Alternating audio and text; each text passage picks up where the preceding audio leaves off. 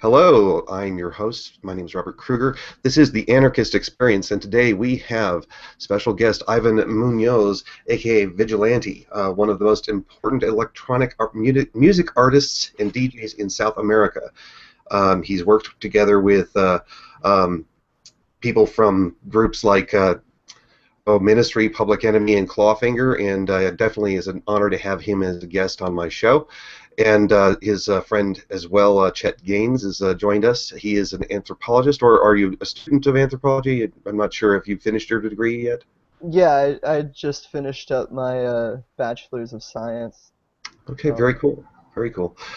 All right, so today we are going to be just talking about anarcho-capitalism mostly, not necessarily the resource-based economies um, that Ivan's been kind of flirting with the idea of. He's kind of interested in them, but we're going to talk about anarcho-capitalism and their criticisms of it. And if you've not seen his video on his channel, there is a link in the description of this video so that you can go to his channel and you can check out Chet and him discussing anarcho-capitalism, and basically not talking about anything that is involved with the actual theory or the system, but complaining about the people who are participants in that system, and pointing out that they are fallible human beings who make mistakes and insist on stupid things and act like idiots. So instead of an actual argument or discussion, it's just but it's an entertaining watch, and I encourage you to check it out. So first off, I would like to start off by saying that you guys don't understand economics at all, so we might as well not bother talking. Oh Yes. wait, that would be something that you criticize.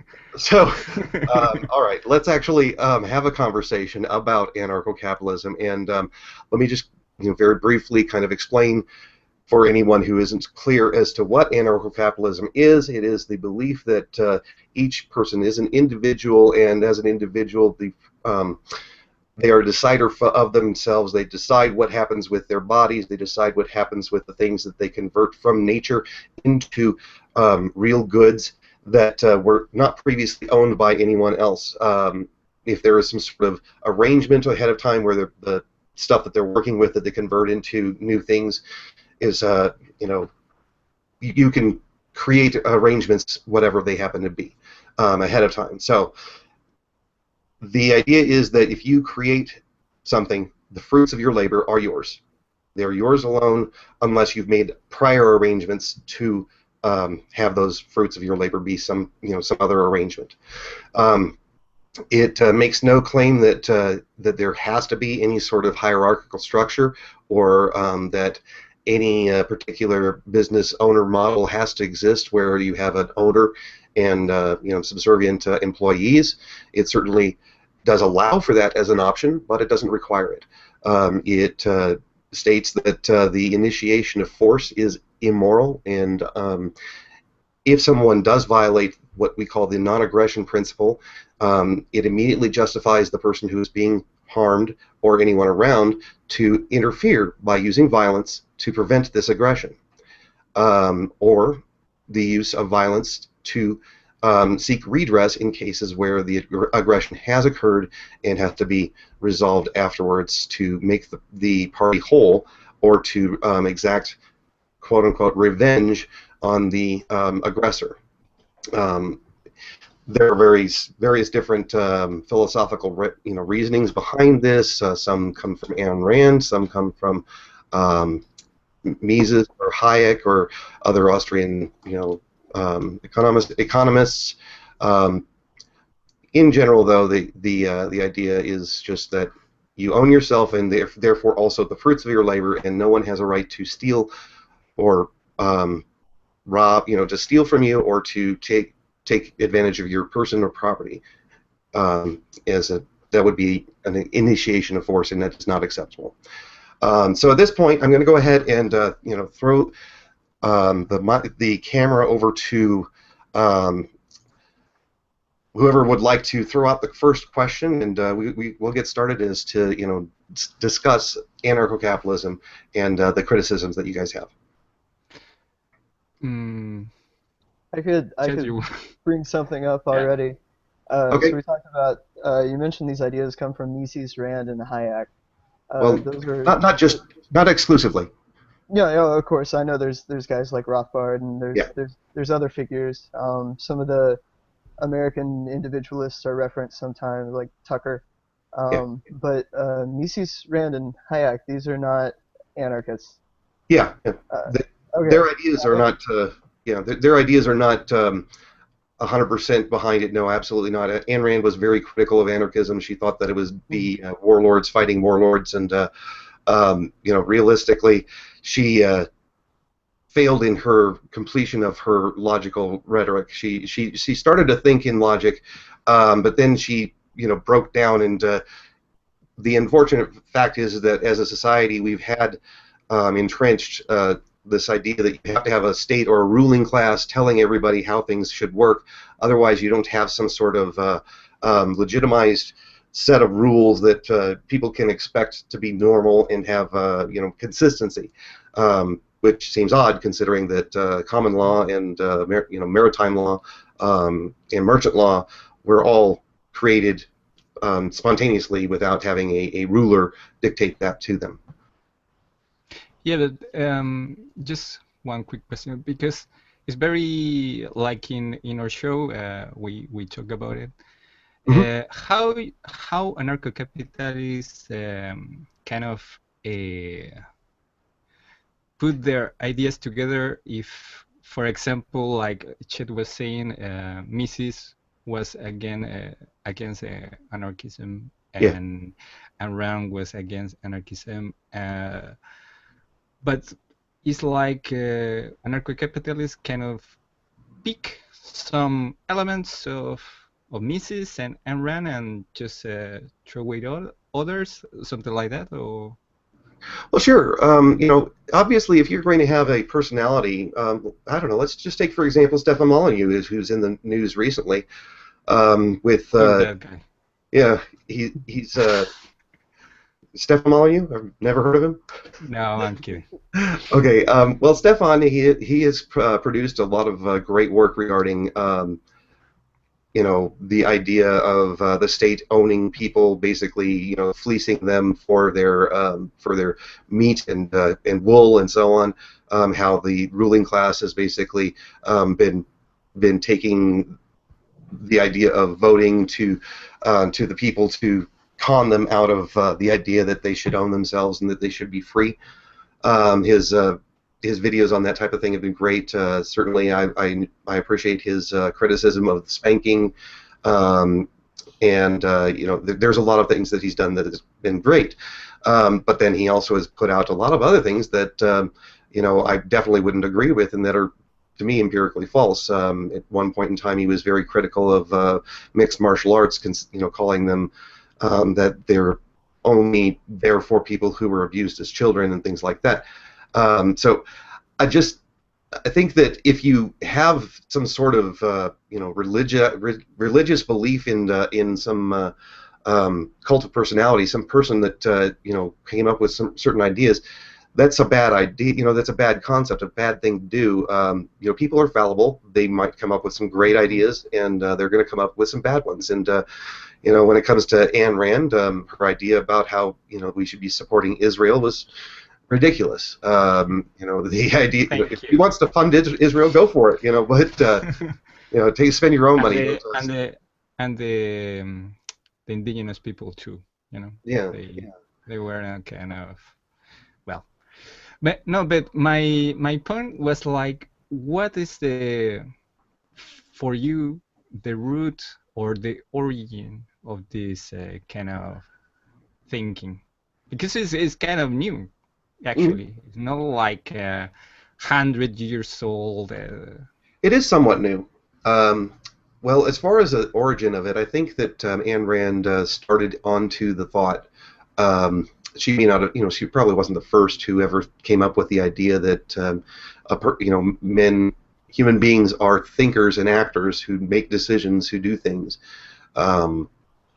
This idea of praxeology as an economics component was certainly advanced a while back, but that's an economics component of it. It's certainly not necessarily the entirety of the philosophy, But Ayn Rand's A is A type of argumentation about objective reality, that that I am a human being and you are a human being, and if I indicate that I accept certain rules for me, then certain rules for you when I'm dealing with you, if I initiate an interaction with you and I set forth these particular rules in that interaction, then you certainly have the ability to do the same to me, because we are equal in the eyes of our interaction with each other, as far as moral righteousness. If I were to steal your stuff, I've thereby given you implicit right to take anything that I own, without me having any right to complain about it, because I've already indicated an implicit consent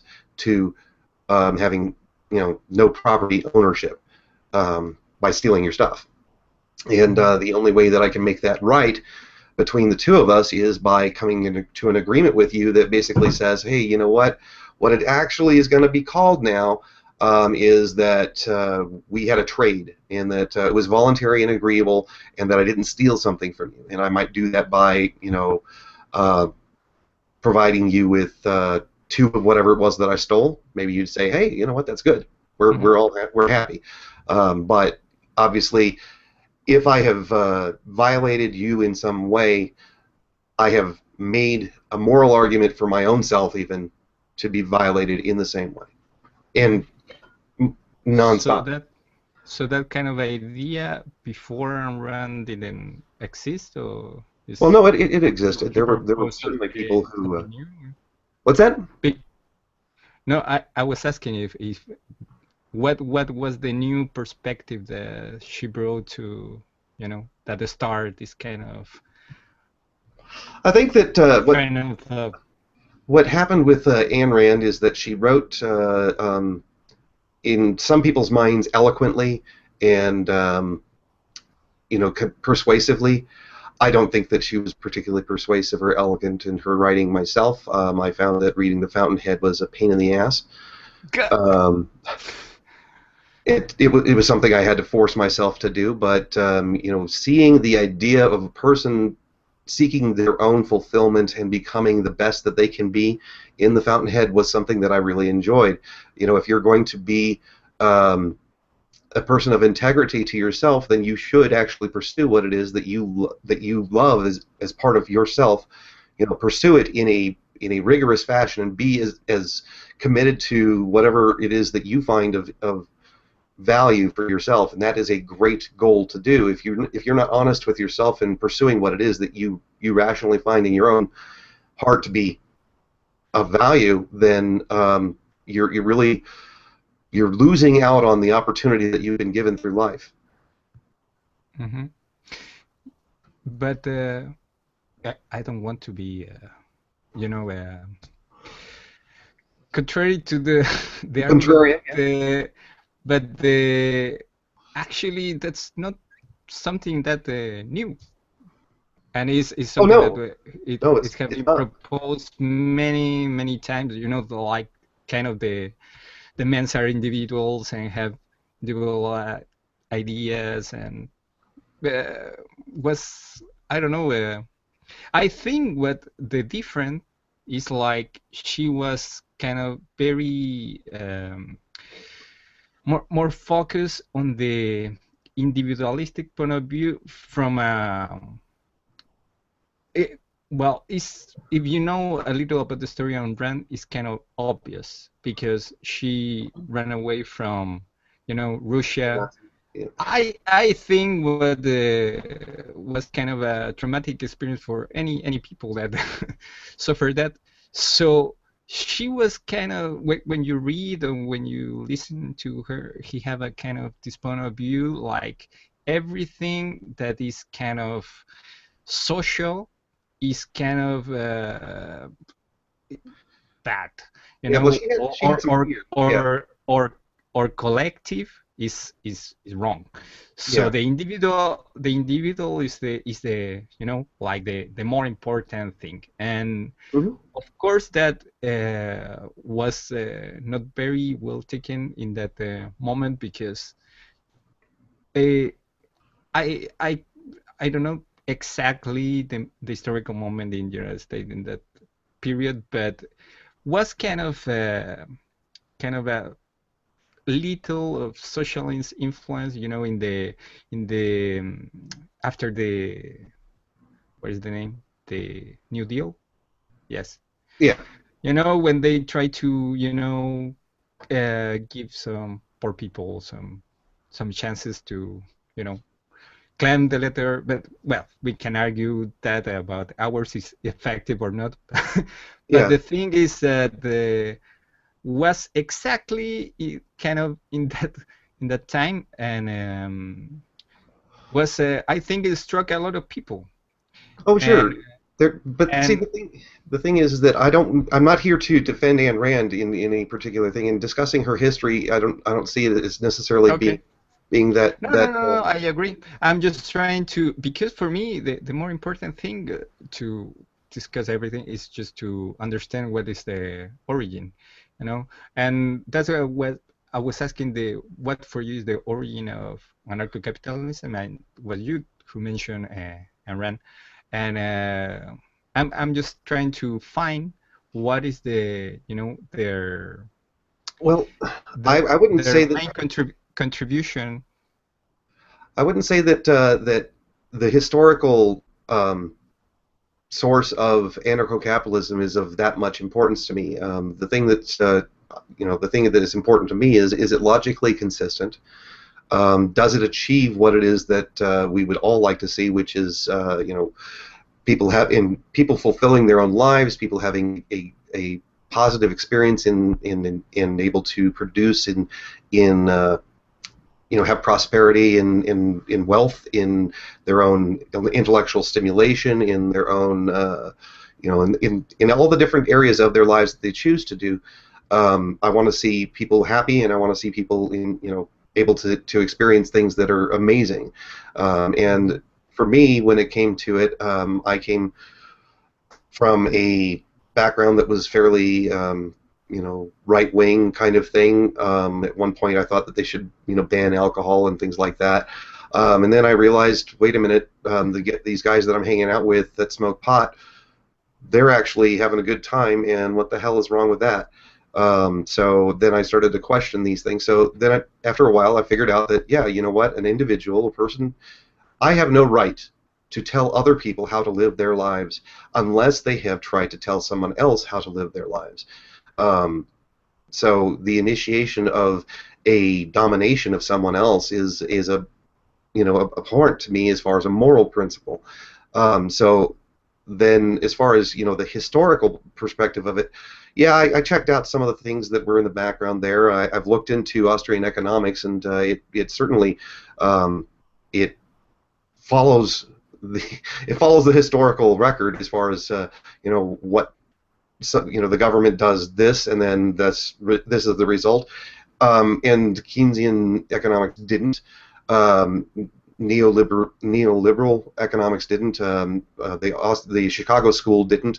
All these different schools of thought that are considered to be the mainstream and acceptable forms of economics seem to completely fail whenever you look at actual history and evidence. And so when you find an economic model that actually does fit, even though Austrian economics, as it was originally intended, was kind of anti the empiricism thing. They wanted to have it just be axiomatic and logical.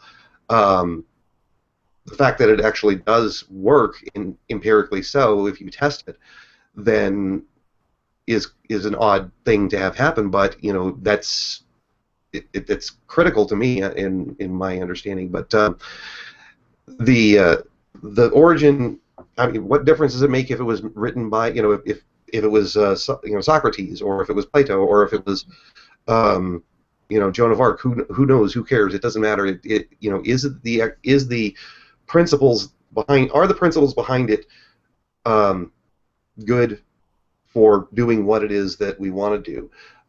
Does it actually achieve positive results? As a consequentialist, I would say yes. As a deontological perspective, I would say that it is the the only moral position that I have found when it comes to evaluating various different schools of thought, because every government, in my mind, every single type of higher oligarchy that tells people this is the way we're going to run things is it's a special exception for moral rules. Just like I'm an atheist, so when I look at people who talk about God and he gets to flood the entire planet, killing innocent people, including unborn children and all that kind of stuff, that's fine because he's God and he's special. He's an exemption. And then we can't go around extorting money from people to do the things that we want to do, but government can because they're the special exemption. And so by creating, actually, if you follow the property stuff, God, we are the property of God, so he can do whatever he wants with us.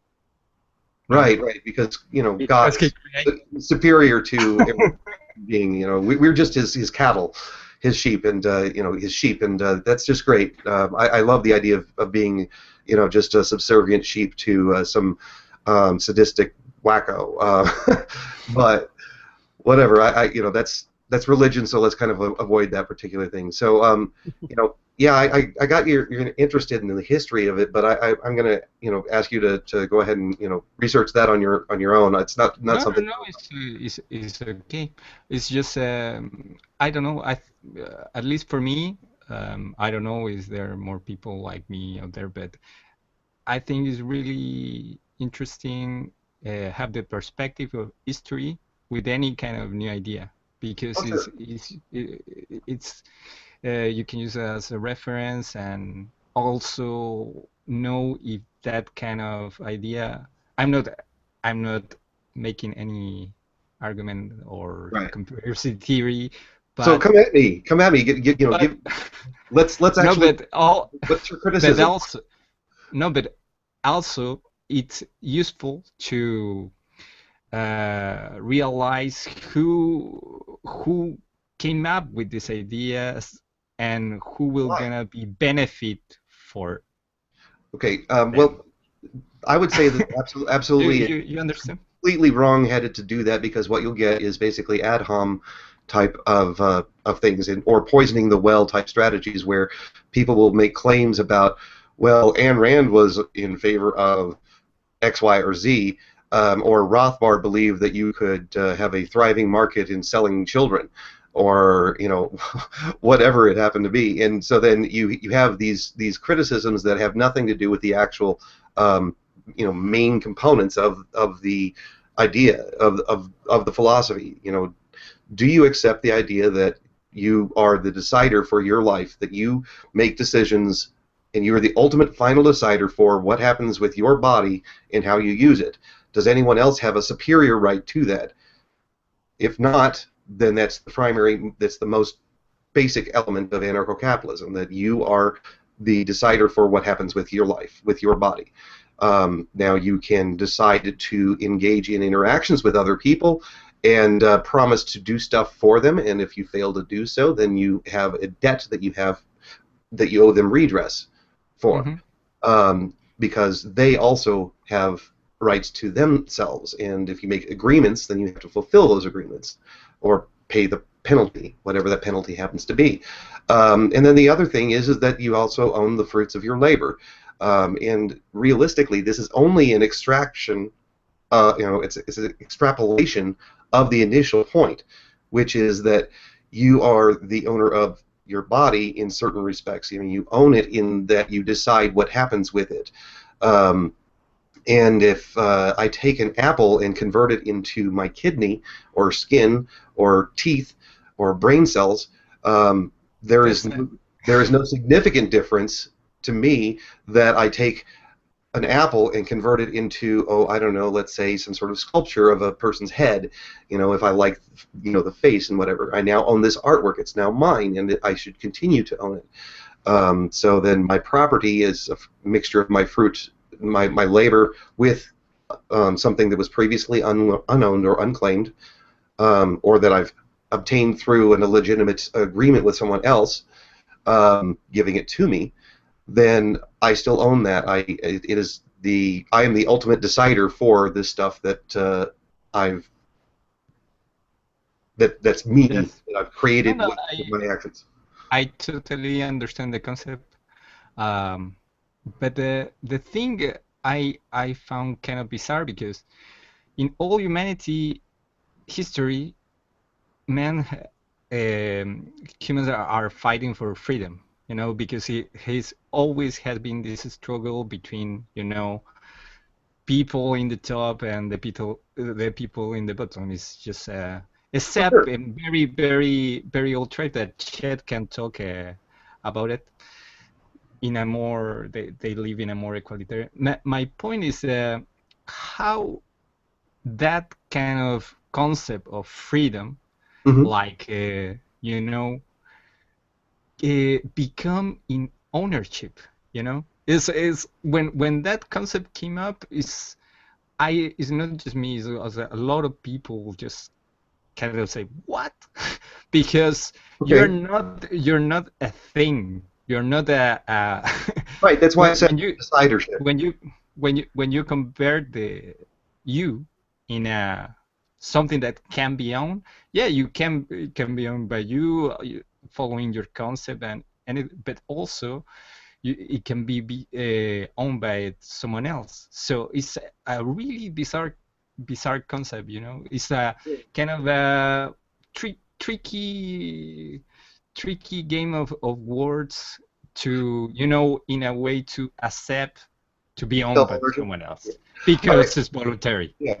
Well, let's actually break this down into the two different things, because there's two different words that are being used in this discussion that you often get with anarcho-capitalists, and a lot of times they'll conflate the word ownership with deciding rights. The person who has the deciding vote, you know, on how something gets used. Um, Mhm. Now, you know, realistically, yes, I can sell myself to someone else, but in order to do so, I have to die. Okay. Now my body is someone else's. They can do whatever the hell they want with my body. Can you I'm not sure how uh, that makes sense. explain that better, please? The physical body that we have is inextricably mixed with the concept of self, the person, you know, the decider, the person who's actually capable of making a decision. And if I am incapable of making decisions, I no longer cease. I cease to exist as a being, as an entity. My who I am is my decision. You know, are my decisions. My interactions with everything around me makes me who I am. Um, theologically, we could potentially say that there is some sort of soul or some sort of spark that is, you know, outside of the realm of reality, of physical worlds and so on. We have no real evidence to prove that, but as far as we understand it, human beings make decisions, and when they cease to make decisions, they cease to be who we know as that person. You know, that you know, I know you by the decisions that you've made and how you've, you know, made your life into what it is. You know, it has to do with that more so than the, you know, the piece of meat that happens to be there.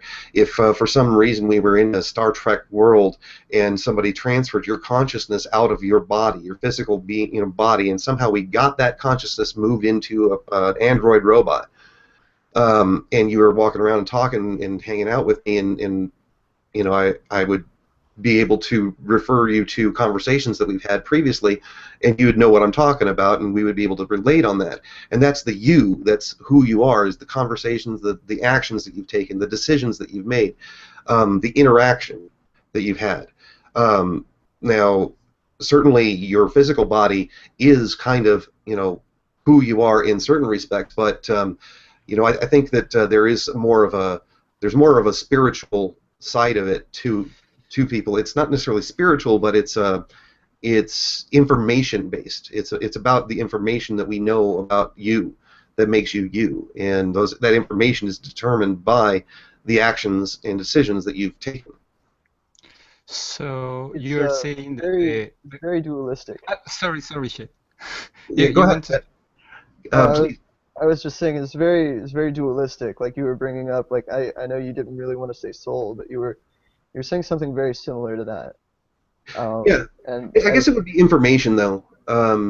okay. Well, I mean, even that though, like your brain as it records experience, it's not like that's a some sort of like magical ether that's hovering inside your brain or No, something. it's It's not. actually physically recording Yeah, those things. yeah. So I wouldn't make that sort of to me that's kind of a just a sort of magical leap when you're talking Well, about like let me clarify it then. and I'm not trying to be, you know, Let me not trying clarify. to be difficult there. Okay.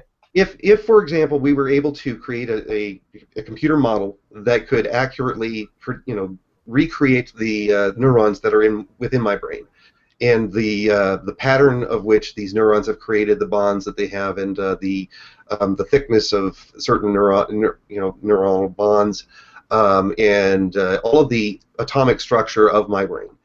As far as we understand it, this would in essence be a duplicate of me.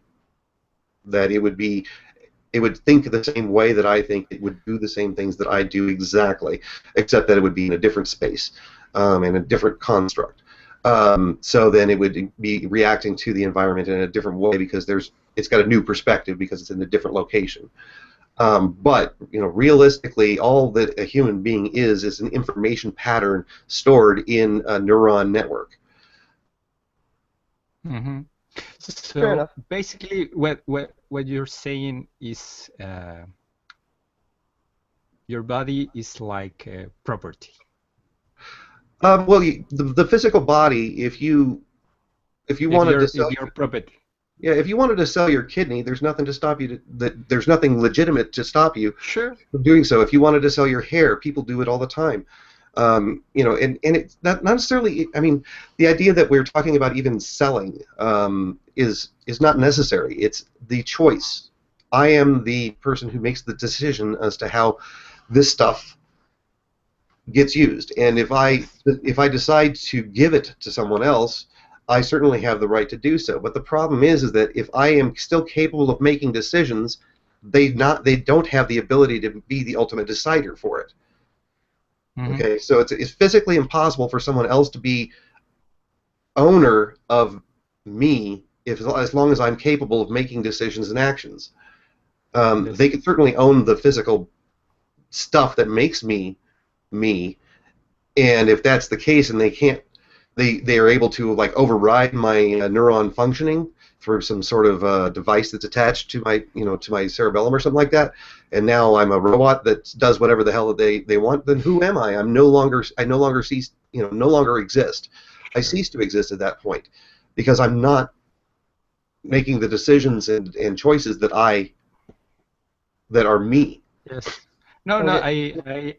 understand, and I'm a really fan of sci-fi. I'm a Star Trek guy. But I think it's kind of weird when you have to create this kind of incredible, scenarios in the future just to explain a theory. It's like you can do it with something in real life. Because my whole point is that when you convert, for example, this guy, you know, this guy is free. He can do whatever he wants. People from many centuries have fight for this guy can be free, could be. And suddenly he's not a person. He's not a human being. He's a thing.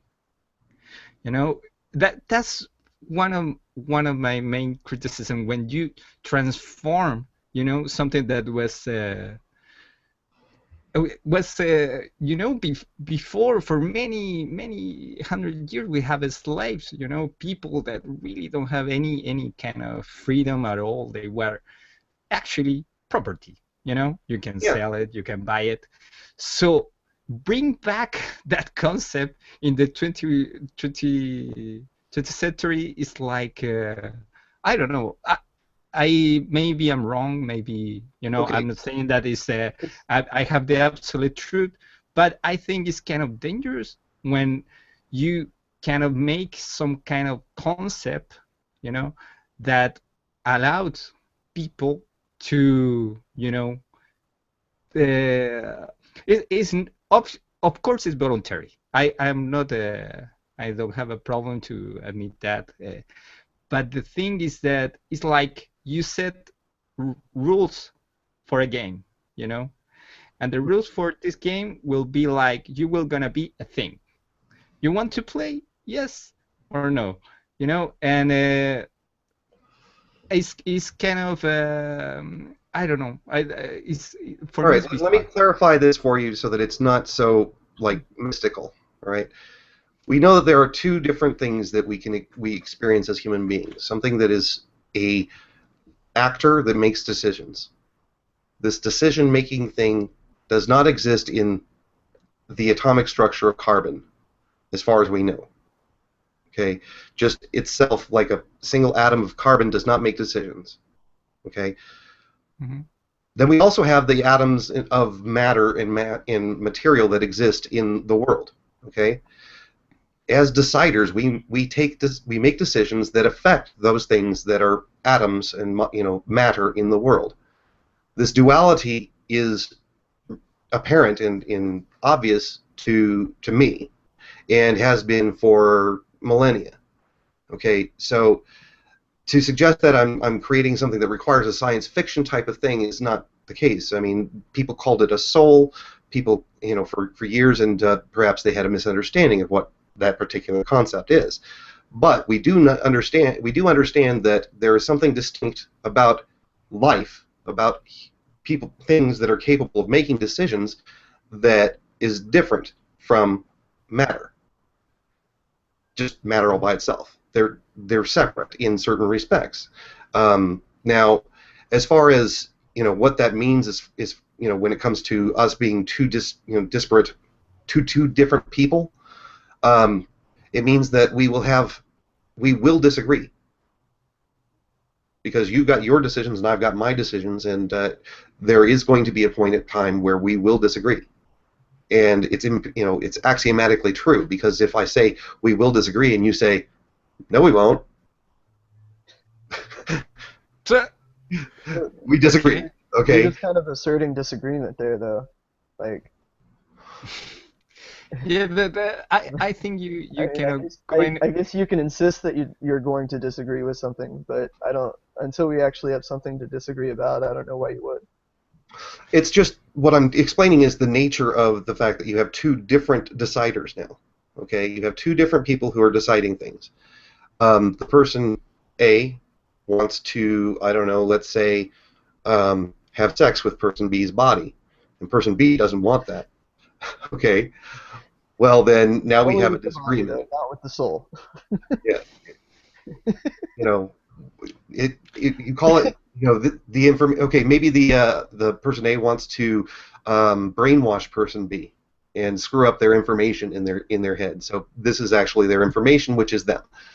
Okay, then now you have two actors who have different, disagreements on their ends, what their goals are, and then we have to come up with a system that says, how do you deal with these two differing opinions as to what happens with the stuff that we have out here, this matter.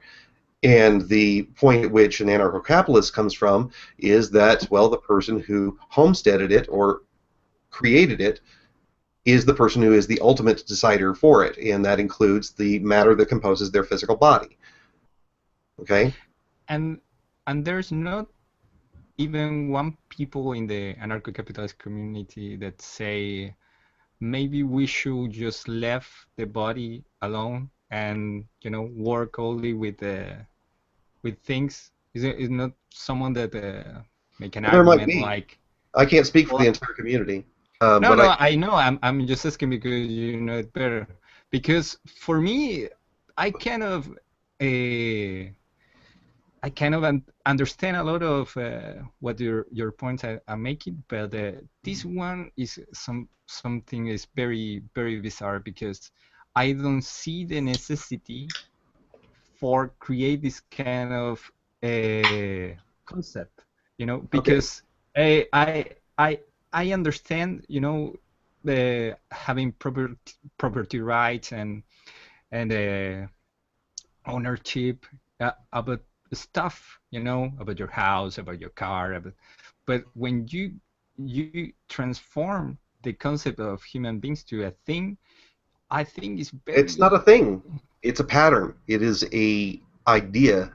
Um, you know, Yeah, but the humans conceptualize hu- everything is, the table is not the table. We call that thing a table.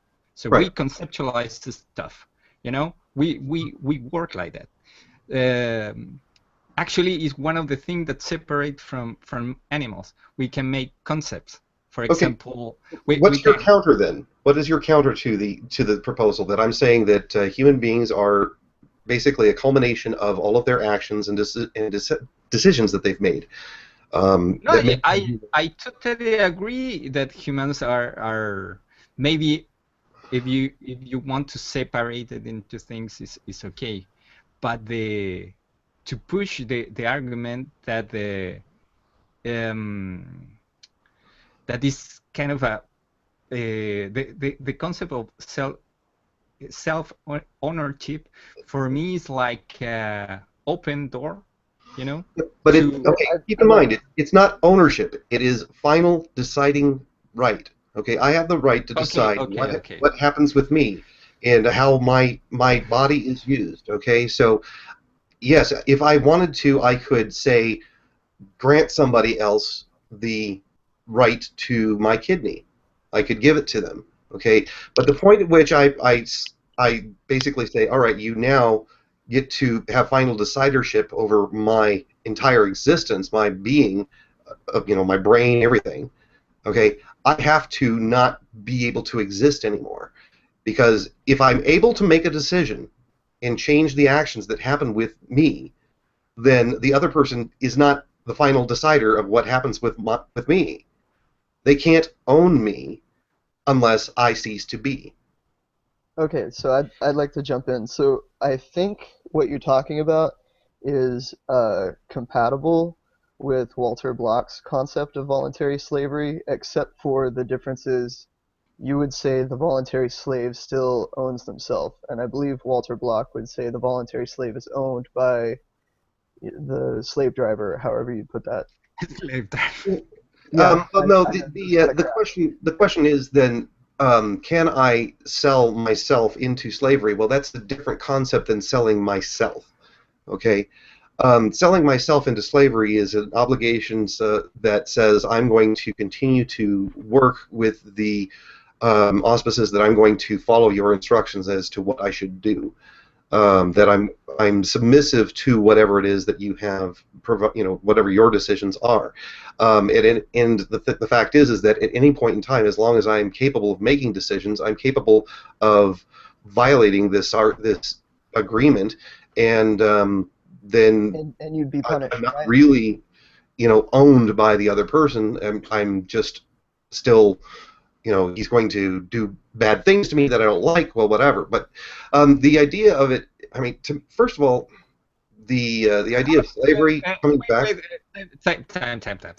Yeah. I think we are both in the same kind of idea that we need to get rid of the state. We need to improve humanity. Humanity can be way more better than this.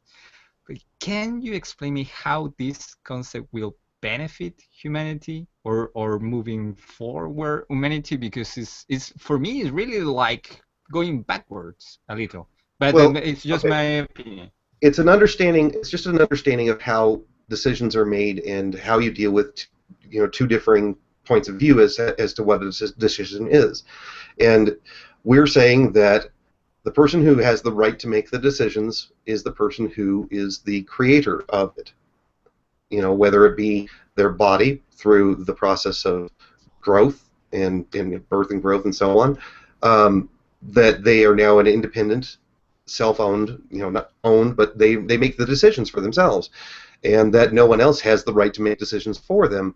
And the only way that someone else could be able to decide for them is to have that person cease to be, because you're not you're not you if your decisions aren't yours.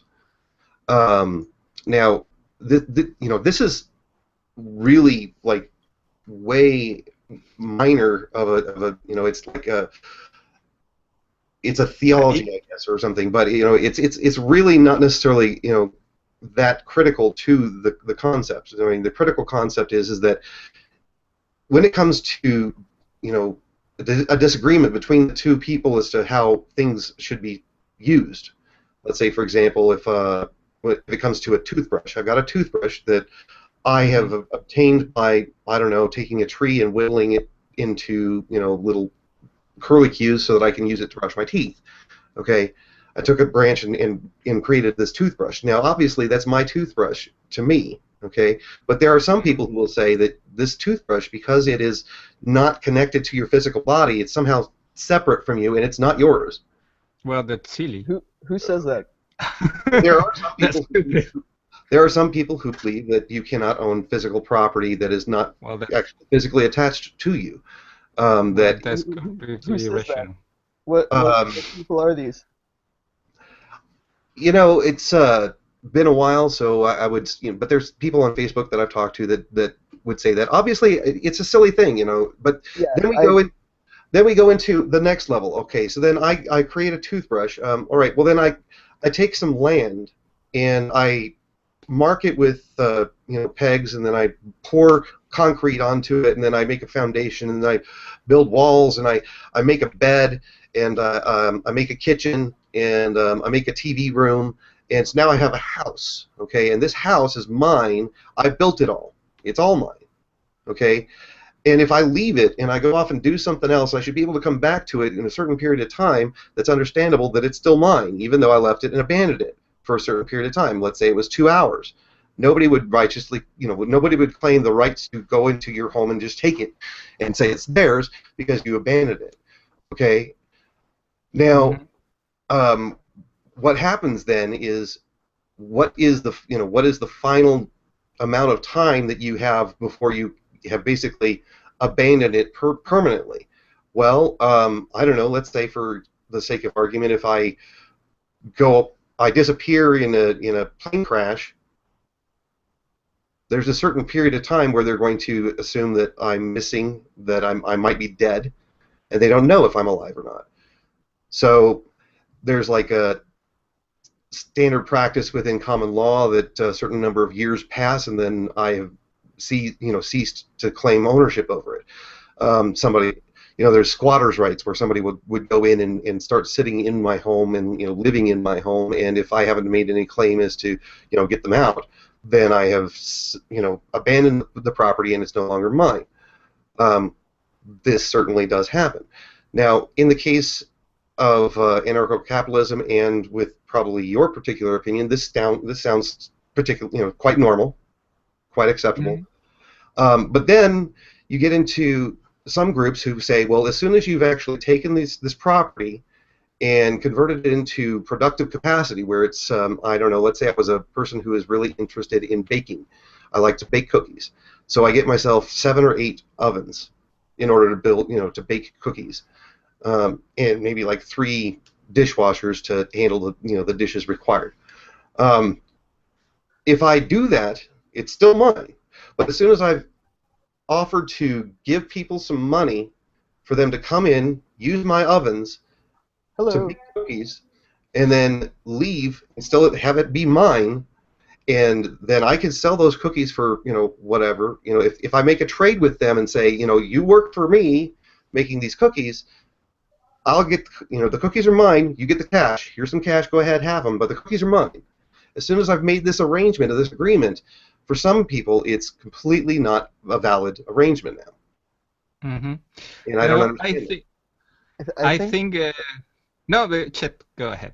Okay, so I think that's kind of I've heard stuff on Molyneux talk about like the whole lemonade stand thing. Like, is it wrong for like my child to go out and have a lemonade stand and like not share the proceeds? And I don't think that really matters.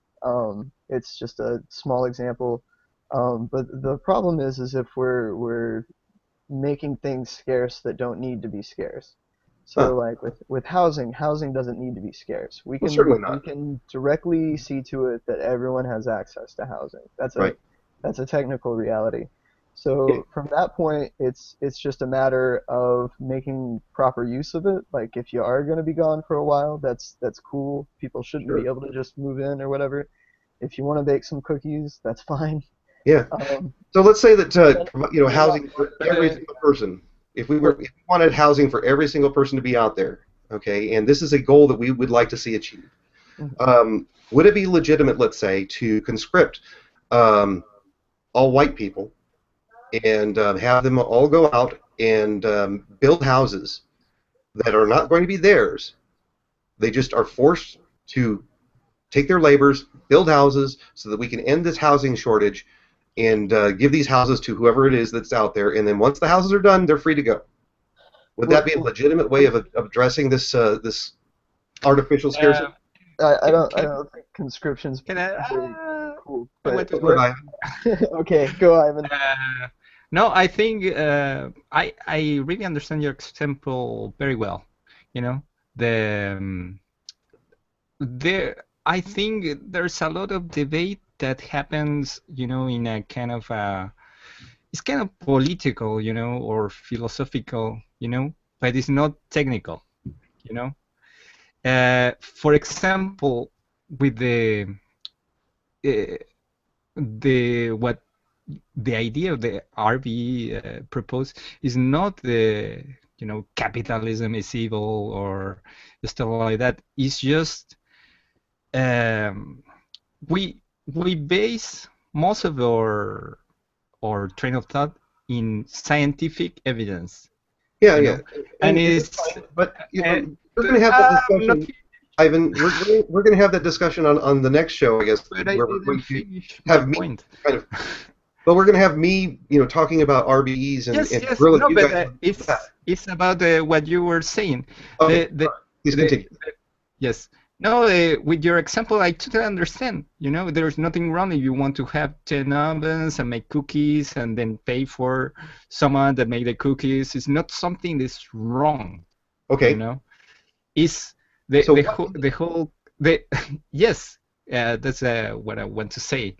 Is for example, it's like smoking. Well, I know you're smoking, so I Okay, I. Uh, is an observation, a scientific, just a scientific observation. Everyone can do it. They are free to do it, but it's not healthy. It's not the best way to go.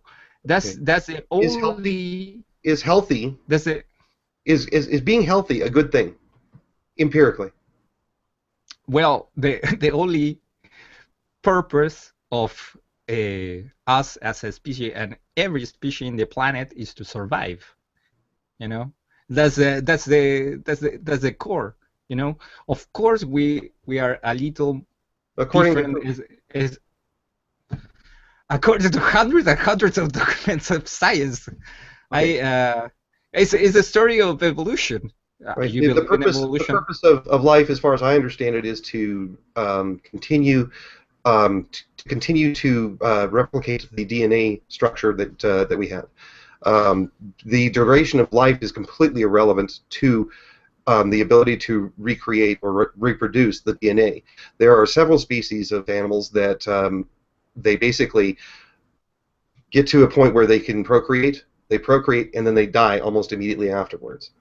So this does not make sense that you're saying that it's it is the appropriate that is the innate nature of life to continue to live as an organism for an extended period of time. That's No, but completely not accurate. if you see history, every step of human history, every advance is just, well, Chet is an anthropologist, so he can talk more about it. But All right, we'll come back to that if after Chet's comment here. You wanted to address the housing question.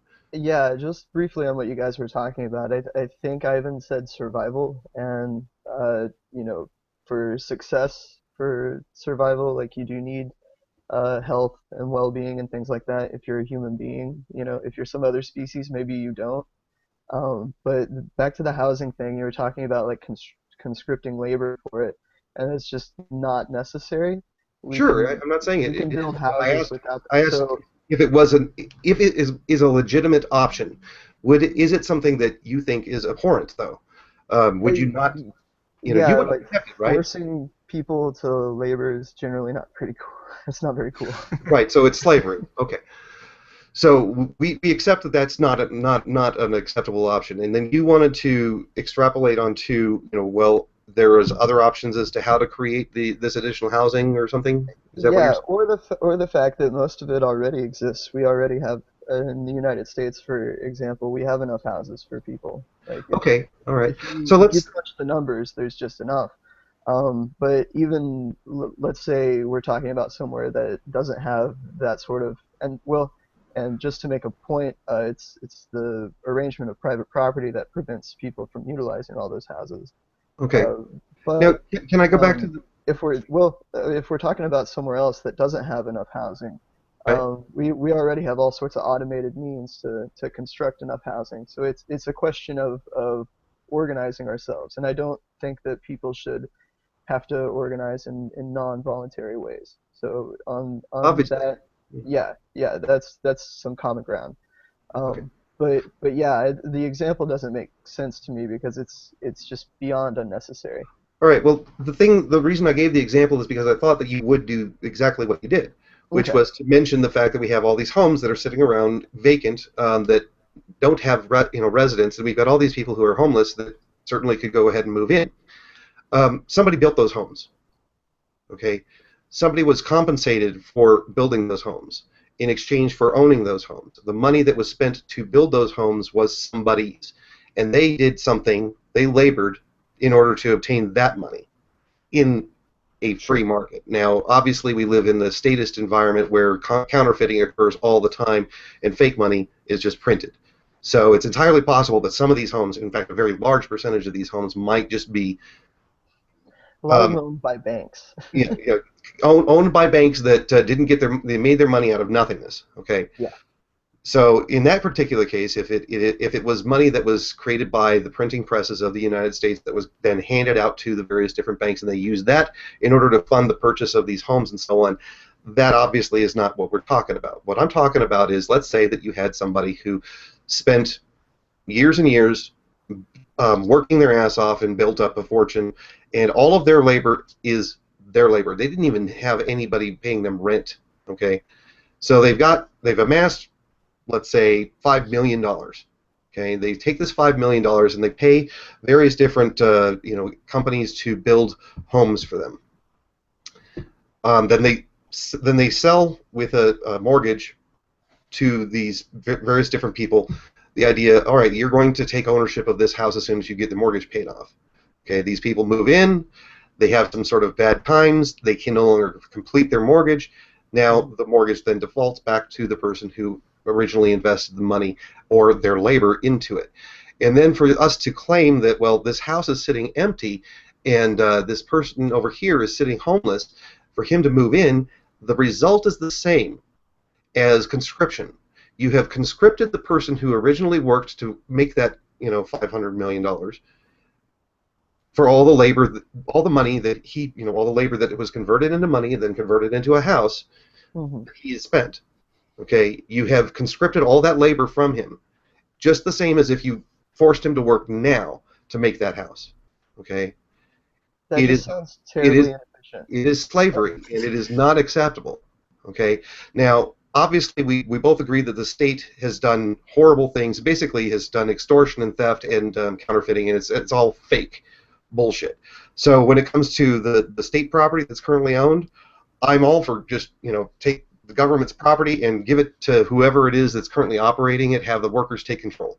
They have been the ones that have actually homesteaded the property. They've been the ones that have actually been using the property. And the same thing goes for businesses that have been subsidized by government. Whatever the amount of subsidies that have been going on there, this is how much their ownership has been voided. So when we look at government in in that particular regard, I think I'm on the same page with you guys as the, whoever is actually doing the work with the stuff is the person who's actually doing it, because all the other stuff is completely illegitimate claim. Okay. Okay. I think you're talking about like a particular set of property norms when you're talking about like the conscription argument you just made.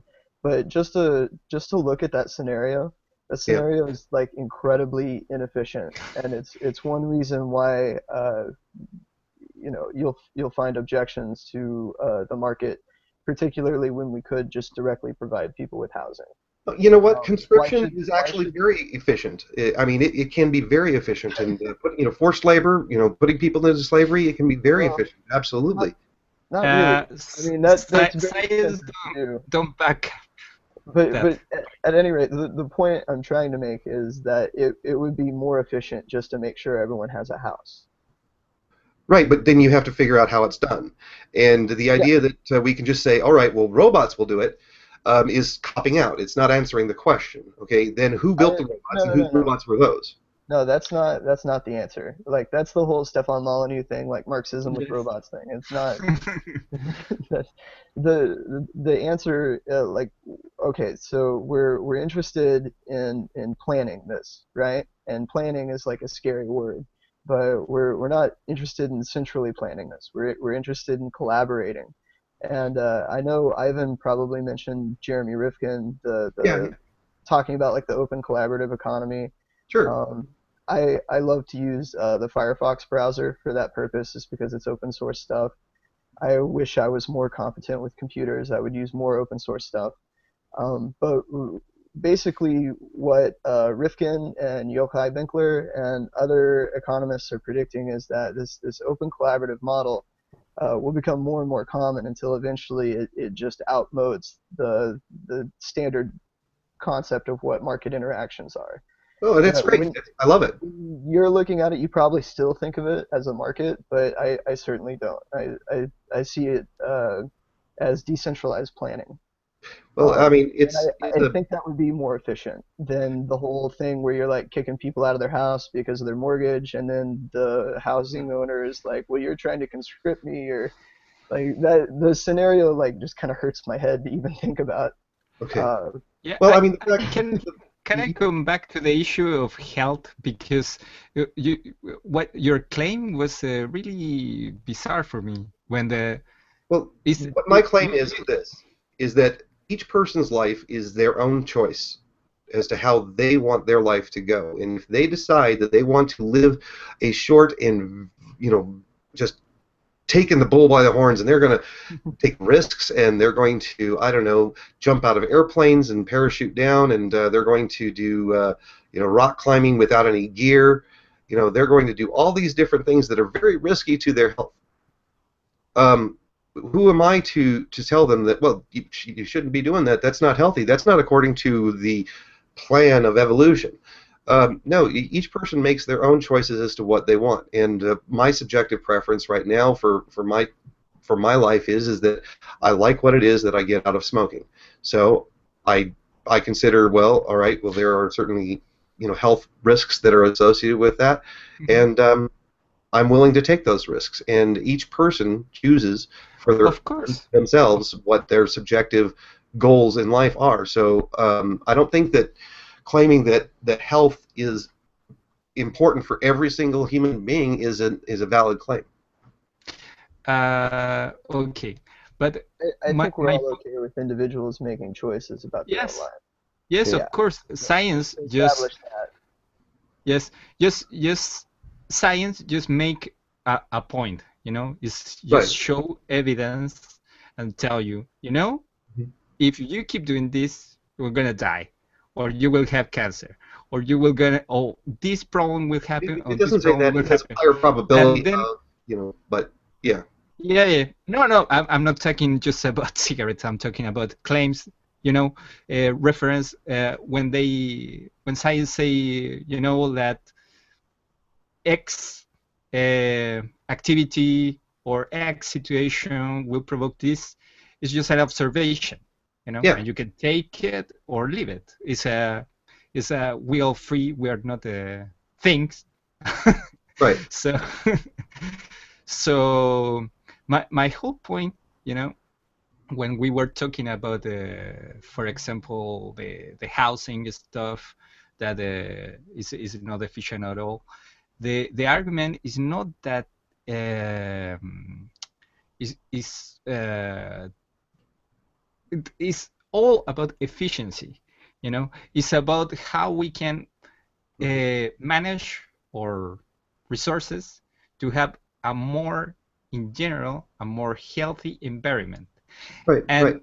And why we should, I know that there's a lot of argument why you should want a healthy environment.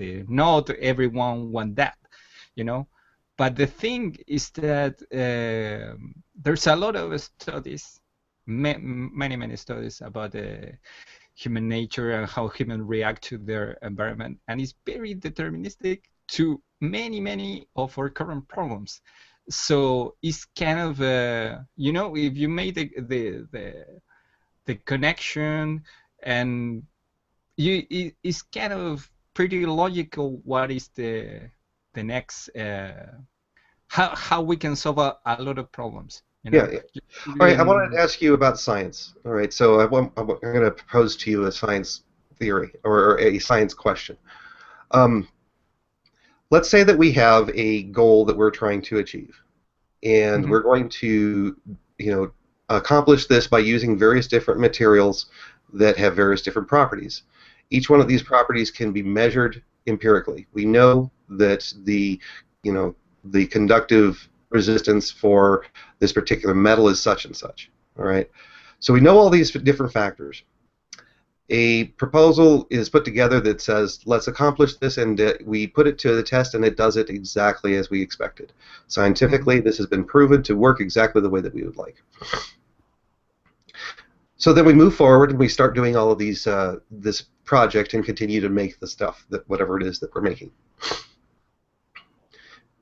This is a RBE kind of thought process that would work.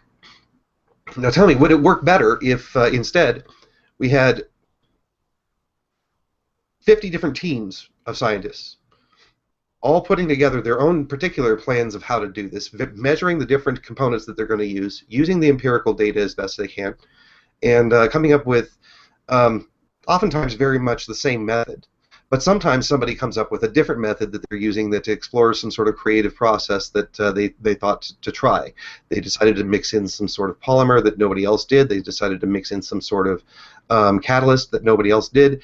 And lo and behold, their process is significantly more efficient. Obviously, science prefers to have multiple experiments where you have multiple different tests performed, and you don't assume that one specific plan of action will achieve the optimal result. You do a comparison. You have hypotheses that compete with each other to see which hypothesis at most accurately evaluates the situation. Is that not correct? I totally agree, and it's actually how we will.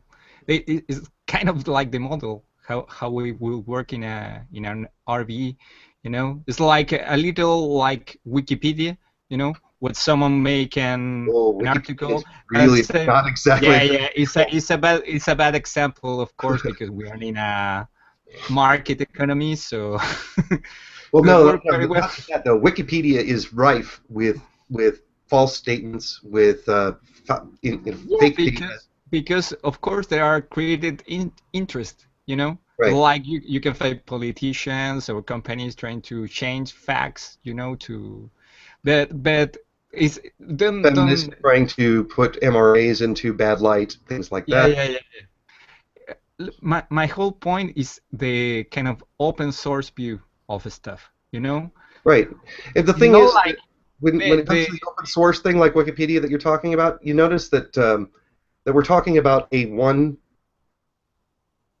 experiment, just with lots and lots of contributors, okay? But it's still just one experiment. Yeah, of course, and that's I'm saying wrong. Having multiple experiments is better. Yeah, but of course, we're not of course, in that. Okay. If this were happening, like the only thing I'm wondering here is, are you have these 50 different teams. Are these people sharing information, or are they competing for profit? In which case, they wouldn't want to share information. Well, the Because idea. but I'm sorry, that's a whole different, with an RBE and a kind of a market economy. Because in an RBE, you will have many teams. Okay. You So you let's go back to what it was that Chet was saying. It no, was but basically a question about whether or Right. not the teams They're are collaborating or yeah. whether or not they're competing. Okay, and if they're collaborating, then you have one team. Well, okay, but you can still run 50 different experiments. Right. You're running. Like technically what we're proposing is everyone's on the same team. We Right. don't, I mean, Okay. but Now you can here's still something that split I'd like things off. here's something I'd like you to do. I'd like you to do a little search on Google sometime, and I'd like you to do team-based performance, cooperation, and actually do cooperation, competition, team, and then study. Okay, and do those 4 keywords, and you will find that there have been several different studies done by a variety of sociological and psychological studies, where they have either a cooperative group effort where everybody is all on the same team. We try to achieve a result. And then they had individual competitors, every single one of them doing their individual thing and competing. And then they had team-based competition. Okay, and what you see is that the most successful is the team-based competition, not everybody's a part of the same team. The one that actually, okay, now, the least successful is the individual on their own trying to do, their own thing. Yeah. Okay? And the reason being is that by having a competition between this team and that team, each team has a sense of I don't know, it's kind of like a tribal thing, where they are wanting to have their team be better than the other team, and they push harder than they would if they were all part of the same team. They're all motivated to be seeking the attention and the approval of being on the team that won. And in all cases, the teams, every single separate team, even the worst performing team, performed better than the team that had everybody being part of the same team. The worst If you performed. could link me to that at some point, that would be helpful. Yeah. Also, just what comes to mind is Alfie Kohn's research, which doesn't at all suggest that there's a whole video on YouTube called "The Case Against Competition." Yeah, And I've seen it. it And talks about actually how yeah. there's It's a based lot of upon resources. it's based upon a very I don't know, tainted type of perspective. The way that they were comparing these particular competitions was that they would have individuals being individuals, or everybody being part of a team. They never did team versus team versus team versus team. They just didn't do that. So Okay. it's a So significant you're paradigm saying break for people to come saying from the if we RBE don't perspective. you're saying if we don't share information, the outcome will be more efficient. I'm not That's what I necessarily hear. saying that if we don't share information, the outcome will be more efficient. I think that it's possible that having information sharing is going to be a good thing. But, like, that's not addressing the point that I'm making, which is that if you build resources, or if you build, if you build stuff in your team to make something happen, if you go through the process of making all these things, to do whatever it is that you're doing, Okay. ideas not being classified, okay, plans not being classified, patterns not being classified, but actually like the physical stuff that you make your efforts into being separate, you can see that your team is achieving the result faster or more efficiently or whatever than that other team, and that gives you a sense of pride and a sense of initiative. Not only that, if excuse me, if there is some sort of financial reward associated with it, people push even harder. See, that's actually not what I understand at all. That's not true. Like if you look again, Alfie Kohn has research that contradicts that. Dan Pink's research contradicts that. I don't know. I would just like to check out what you're talking about. Okay. Yeah, Because, no, that's a good and claim. ultimately, It would be great. have some data. Ultimately, if we're talking about teams that maybe work, that you're talking about like people that work in smaller groups and yet they're still sharing information, I don't know that we're really talking about something that's all that different. If the whole thing may be a little bit semantic. Okay. No, It Because may be. All right. So whenever I say everyone's on the same team, I don't mean that everyone's in the same room working on the same project. I mean that we're not necessarily trying to undercut each other. Rather, we're just trying to perform and contribute. right. Now, if you look at the research that you were talking about with the pay thing and having it, financial motivations being significant and being not being good or being bad or completely irrelevant, in fact, actually in some cases causing detriment to the process. Yeah. For example, if I said to a comedian, um, "Tell me a joke that makes me laugh in 5 minutes or 2 minutes, and I'll give you $5 million. Make me laugh. Go." This puts pressure upon them that is of such a magnitude that their brain starts to go, bah! What the hell am I doing? And this is one of the things that's in the sources that you're talking about, where they cease to be able to productively use their brain in creative ways, and they start to, become, apoplectic in certain respect, mentally apoplectic. Now, the examples that he gave is they're related to people who are CEOs, who are in charge of businesses, and people who are higher up in management who are trying to achieve goals set forth to them by either shareholders or the owner, and they get certain bonuses based upon their performance, and so these bonuses are sometimes such, the disparity between achieving some bonus and having a huge bonus or having no bonus at all is so vast that it causes these people to have stressors within their systems that cause them to fail because of an intellectual process. And then in the studies, or jump from buildings.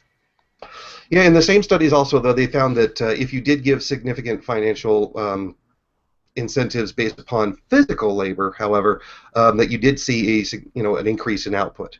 That if you offered, That's true, but yeah. physical labor is also increasingly irrelevant. Like Oh yes, absolutely. The labor that matters now is creative, and that's where money isn't an incentive. Yeah, yeah. So Now, maybe that's relevant, for the past 100 years or so, but like the further we go into like this whole automation trend, the right. less that will matter. So I kind of made a certain, part of your argument for you in this particular regard. But the thing that I would like to point out is that I'm not talking about financial bonuses like you're talking about, okay? I'm talking about having someone know that the fruits of their labor are going to benefit them and their family and the people that they care about, and they're going to get to enjoy the fruits of their labor in that way. What happens if you actually, instead of doing some, he's making a straw man and burning it in this example that you're talking about. Because if you don't talk about having this gigantic bonus thing, okay, and instead you actually talked about, all right, which would you prefer to do? Go through 8 years or 12 years of medical training in order to become a doctor and make the same amount of money that the plumber makes, who spends 2 years learning how to be a plumber. Which would you rather do? The obvious choice is that they're going to say, well, it's the same amount of money, I'm going to go ahead and be a plumber. I don't need to go through all that extra work and all that extra, headache in order to become well, that's don't think is true at all. There are some people that, is this kind of examples that I find very weird. Like in a vacuum. It's like what you prefer, option A or option B. It could be someone that is poor and his dream is, be a study medicine. You can find example for that. For me, I really find it kind of weird, that kind of analogy. But I would really like to talk about what you were saying about the the teams, and in the the kind of example you give between one team or several teams is not something that is like an RBE and capitalism. It's like You're it saying could that there happen. could be. It could happen. It could happen in both Okay. systems. All right. Well, let's just But say. let me finish, please. And Go ahead. the thing is that in an RV you can have several teams working for the same goal and in competition. But the In thing competition, how? in in competition, science naturally is always in competition. Right. What did they It- win? it- the benefit Vanity. for everyone. You It's learn. like how science work. When people say discover something, I discovered that this virus react in this way. And then another scientist say, no, it's not true. It's like this. He's not. Science didn't work exactly about a profit motive. Is actually how help us to achieve everything we have now. It's like a content competition with itself for the benefit of whole humanity. Okay. It's, There it's is still not. profit motive.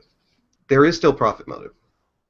Okay. Yeah, of course, because we live in a monetary system. No, no, You no, know, no, not monetary. Not monetary. Okay. what? What I'm talking about, the profit. Yes. No, Okay. no. Now, being a Yes, Nobel laureate, gets you entrances into parties and events that other people who didn't come up with the winning answer don't get invited to. Okay, you profit as a reputation. You profit as a whatever your position is within the society as far as respectability. You have then you have a physical profit that occurs because you can now go to places that other people couldn't go to. I think you would call that esteem, like social esteem. Yeah, absolutely, and that is a profit. Okay. Well, I suppose Now, you can call that a profit. yeah, and it is potentially marketable. If I say to my neighbor, Not in a non-market context, though. yeah, but Right. it is marketable. Let me explain. I say to my neighbor, hey, I just won this Nobel Prize thing, and I got invited to this such and such, and I can bring a guest. Oh, you can bring a guest. Well, hey, take me. And then the neighbor next door hears it and says, oh, wait, no, take me. And then they all compete with each other to garner this guy's particular favor and get his 1 unit of a seat at this event. Okay, But and then you now they're really going to compete with each other to vie for his affections. Okay, okay. There's You're a market there. There is now a market there. You have two disparate interests, two different parties who are taking whatever they're trying to provide value to the buyer for the seat. But you're talking about the society. I think you're confused a little because you're talking. If we are talking in a RB context, you're talking a society that the whole goal is not have this kind of pyramidal structure because People are trying to science, climb a ladder. science has proved over and over again that it's detrimental for human beings. So this kind of Wait. I want to address that one point. Okay. Okay. The claims that you will hear from people who are anarcho-communists or RBE supporters and so on is that disparity in wealth causes people to be disquieted, uncontent, very angry, unhappy people. Mm-hmm. This is actually a conflation of another phenomenon that occurs in societies that tend to have this disparity of wealth as a result of state intervention. Okay? Yeah. But the whole point is not how you arrive there. Is the result. The No, result. let me explain the conflation that's occurring here, though. Okay, there's a conflation. The actual frustration, the anger, the despair, the unhappiness that occurs is a lack of a feeling of having mobility, of changing one's particular position in wealth, whether it be being jealous of someone else for having a lot of material wealth, or whether it's being jealous of another person for having a lot of accolades and a lot of societal esteem. Okay, if a person feels that they have no ability to change their place in society and become a person of wealth, they are sullen and negative towards their position. They don't believe that they have a chance and an opportunity to improve their lives. Now, it will be great to have a source for that if you can send it to us. Okay. Reason, it's either Learn Liberty or Reason has some good information on that. Now, you wanted to comment on that, Chet. Yeah, okay, so you're talking about societies with state intervention, but the rise of the state really was the beginning of social stratification. Like you can find social stratification in hunter-gatherer societies, but not very much. If there is, it's usually based on esteem, like people just esteem the person that can throw the best party, and so he's kind of the big man, something to that effect. But really, you didn't have like great economic disparity up until the state existed. And if you read David Graeber's work, you find that you really didn't have markets and market exchange up until the rise of the state. And well, I would give you all sorts of sources that disagree with that. I'm sure you can. The need to supply standing armies over distances is really and so yeah, I'm interested in what your sources are. Contrary, I assume the disagreement is over the definition of markets, and I think a lot of the stuff that I've seen where people try to argue that markets existed prior to the state, it's usually I generally don't agree on the way they define markets. Okay. Usually market is defined as any voluntary interaction, and that's just not what a market is. Okay. Well, trade existed certainly before the state. Mm-hmm. Okay, and that is what I consider to be free market. Like what are you talking about? Like what? I went and fished. You went and hunted coconuts. You got coconuts. I got fish. Here's some fish. Give me coconut. That's precisely how hunter-gatherer societies don't work. That's something that Adam Smith and Jevons and others made up, and over time they've even known that they've made it up. I can just encourage you to read Graeber's Debt. There's a whole chapter in there called The Myth of Barter. It's that story is just incredible. Even there's a series of articles on nakedcapitalism.com where Graeber and Robert Murphy from Mises.org went back and forth a few times, and that's basically what Graeber's book is about. Is that barter is not the way economies started. And generally the response that I get to that is that, well, if you have this sort of delay in between exchanges and people are just doing favors for each other, well, that's kind of barter. But it's really not. Barter is it's more of a quid pro quo interaction. And generally, if you're very familial with the people around you, if you know you're interacting with each other over the long term and you're not just trying to profit on little spot exchanges, you're really not worried at all about having even exchanges. In fact, it's better if you don't have even exchanges, so that way you're economically tied to each other. Neither exchange you were talking about coconuts for fish, so I'm assuming you're. But it's not even. It's both people actually end up being ahead. Well, okay. I'll grant that. But what I said still, just adjust what I said to reflect that. Okay. I still think you're confused on this point. All right. So that's why it's important. Ivan, sorry, I'm going to have to cut you off. Okay. We've run out of time. We're at 4:00 my time, or the end of the show.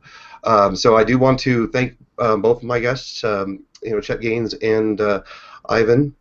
Ivan Munoz, you've been, very, I don't know, courteous in our interactions in the past, and I appreciate you, both of you being courteous in our in exchanges here.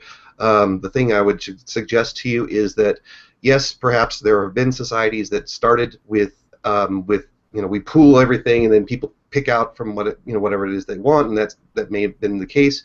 But I'm going to make the proposition that these societies were somewhat stagnant and did not grow on the level in the speed and advancement of technology and wealth creation as a society that did accept property norms and start to trade using barter, and thus became a benefit. So that's my final assertion, and certainly if we have a chance to get together again, you might want to bring that one back up and throw it in my face and disprove me. So, again, thank you all for watching. This has been the Anarchist Experience. I am your host, Robert Kruger. Peace, love, prosperity.